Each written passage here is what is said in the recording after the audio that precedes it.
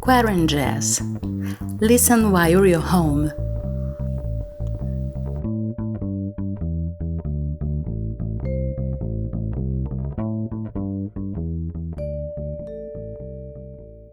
Welcome to the 5th episode of QuaranJazz, your weekly update on what amazing jazz musicians from all over the world are doing during social isolation days.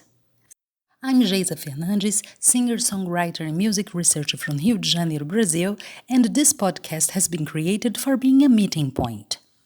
Fans can meet their favorite artists and get to know what they are doing right now. Artists get to know what their fellows are doing, about their new projects, which tracks they are releasing. If you're a jazz artist and would like to participate, visit geisafernandes.com. The link will be in the description of this episode. Leave me your contact and let's talk. You can also contact me joining the Facebook group The Touring Jazz Musician, where I post updates on jazz festivals that take submissions directly from artists. Got curious? Join us on Facebook, The Touring Jazz Musician. My guest this week is Jenny Moule, from the project Damsel Talk. Expect a few surprises. Let's start talking about this project of yours. How would you describe your music for this project? You said you developed a whole persona for it, right?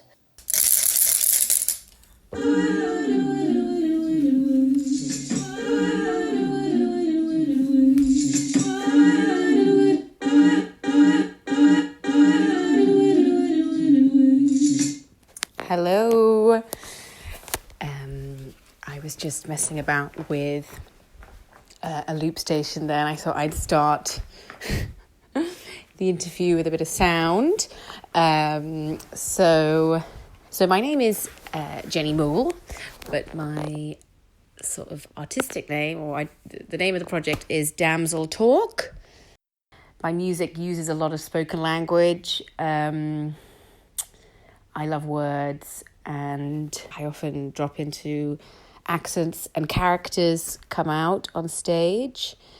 So, and I guess the damsel is the dame. I take on a rather diva-ish persona, very inspired by heroines from Hitchcock films, and just sort of, I've always been very obsessed with Lauren Bacall and Rita Hayworth and these larger-than-life examples of femininity. They're very kind of powerful and seductive and quite intimidating. I just phrased the question is describe your music, and all I'm doing is really describing a character. Theatre came first. Theatre came before music. So sadly, the theatrical side I prioritize the theatrics and the character. I think that the only way that I feel comfortable singing and making music is through a character. I don't like to be me on the stage. That's a strange thing to say, but I find it far more interesting to pretend to be someone from the 1940s or the 50s. I feel like I like to channel a different person. I am very fortunate that in Buenos Aires I've had the opportunity to play in a jazz club, it feels like a speakeasy. So the last album was designed for that space. I started writing music for that space. So it's quite cabaret. We often play at 1 a.m. We have like the final slot on a Saturday night. So it's the 1 a.m. crowd. So you have more freedom to be raunchy and naughty, and naughty's not the word I want to use, but you can also be a bit anarchistic. So I love to improvise. There's a lot of songs that always I start and I say to the guys I play with he's playing the clarinet in this piece, is Patricio Bocher, and on drums, it's Axel Philippe, and on double bass, it's Andres Churlikov. And they are all Argentine musicians, and they are all incredibly talented, and they each have their own solo project. So I'm going to pass over the names so that you can look them up, because they're fierce. No, they're amazing. So sometimes it'll sound kind of almost like classical music. It'll sound like cinema, like a weird, just feels like a film. Oh, sorry, I forgot to say to our listeners, Jenny is a UK artist based in Argentina, or better say right now, confined in Argentina. So, Jenny, tell us about your current situation. Probably when the whole crisis came up, you had, like all of us, some gigs planned. And what are you doing right now? So, I am in quarantine in Buenos Aires, Argentina, which is where I live. I've lived here for about 5 years. And yeah, so I had gigs. I had some gigs, upcoming gigs, and they're all not happening. I think it's more difficult projecting, you know. I'm thinking, oh God, are people ever gonna go out again? Yes, they are. But I guess it's just a time to be in.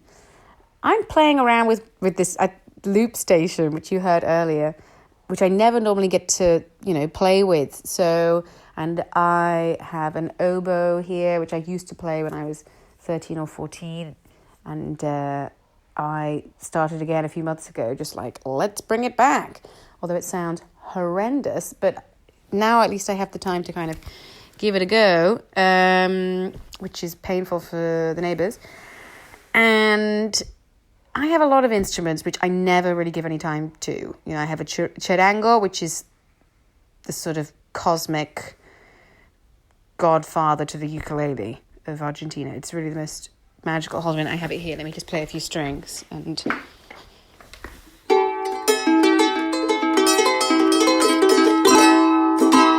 there we go. No, it's stunning. It's like a harp. It's you feel.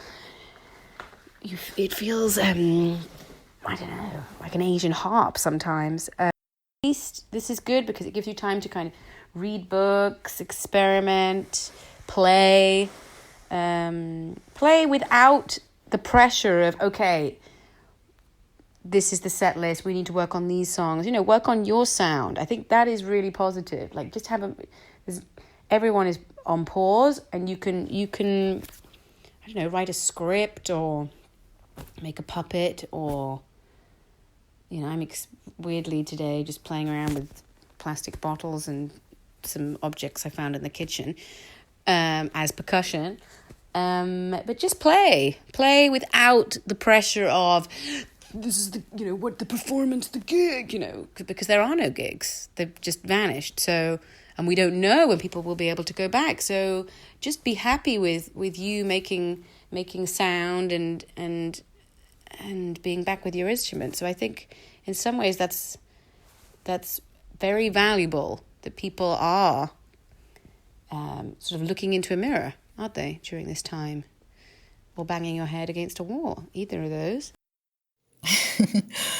Yeah, and I know you said it, and I totally agree, that it's now kind of hard to make any projections. And yet, that's exactly my next question. What are your plans for the future? Plans for the future.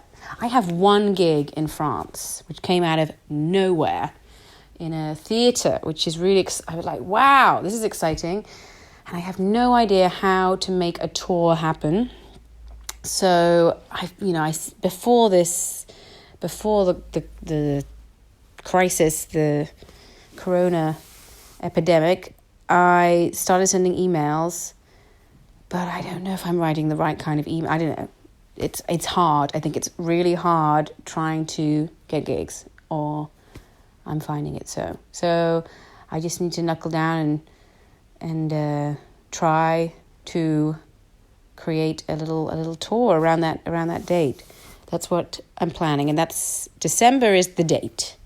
I mean, it would be wonderful to branch out into festivals. I played at the Buenos Aires Jazz Festival in November. But I mean, in your own city is one thing. And then, I guess, branching out into France or Spain, or even in England, I found it incredibly hard over the summer. I didn't really get many gigs, and it's hard. So I guess that is what I need to work on. You know what, Jenny? It's good to know that this gig getting thing is an issue for everyone, because sometimes, we get this feeling by social media, for instance, that everything is nice and easy and breezy because we just showed a nice part in our Instagram profiles, but there's this whole hard work about being a musician that sometimes doesn't make its way to the social media profiles, but it's definitely a very big part, an important part of being a musician. I'm glad you brought it up. Thank you for that. And now, what about this track we're going to hear? Tell us about it. Lineup. What's the story? So the song is called Lovers or Thieves. I'm going to quickly mention the remarkable musicians that made this piece of music with me, because one thing is writing lyrics and going, it sounds like this, and the other wonderful thing is having these brillantes, I want to say, like illuminating musicians that make it come alive. It's like you write a play, you need the actors to incarnate and making sounds, but bring it alive, make it beat. So on piano it's Nicolas Bocanera, on saxophone it's Camila Nevia, on trumpet it's Sebastian Greshuk, he's playing the clarinet in this piece, is Patricio Bocher, and on drums it's Axel Philippe, and on double bass it's Andres Churnikov. The song is divided into two. At the beginning you'll hear it's kind of like, it's quite tribal, and I'm angry. It's just questioning, isn't it, whether this person has, as your lover, have whether there's been this kind of bond and union, or whether it's more of a thief, whether they've stolen your fire is the metaphor, but I think you know what I mean. So yeah, it's got a kind of tribal feel at the first half, and then the second half, the idea is that it's like, it's, back into a kind of an old vintage jazz sound. Thank you very much for listening, and good night. Good night, good morning, good day to you too, Jenny. Thank you very much for your participation. I had a great time. And this was the 5th episode of QuaranJazz. If you would like to know more about this project or take part in it, visit geisafernandes.com. The link will be in the description of this episode, and drop me a line. You can also find me on Facebook.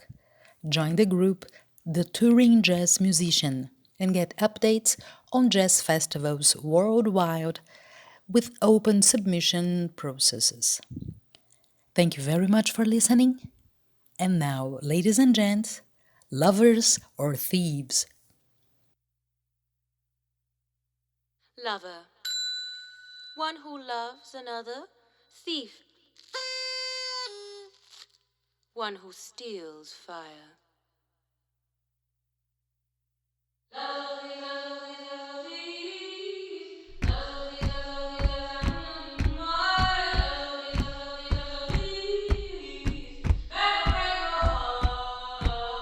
Lovers or thieves, lovers or thieves, lovers or thieves. Lovers or thieves, lovers or thieves, lovers or why? Lovers or thieves, lovers or thieves, lovers or thieves. Make or break your heart. Sweet medicine, or do they meddle in? Sweet medicine, or do they meddle in?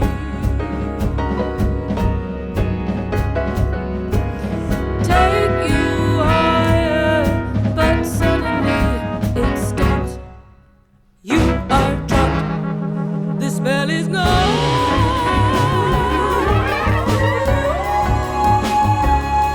From mermaid to nerd. Wow, wow.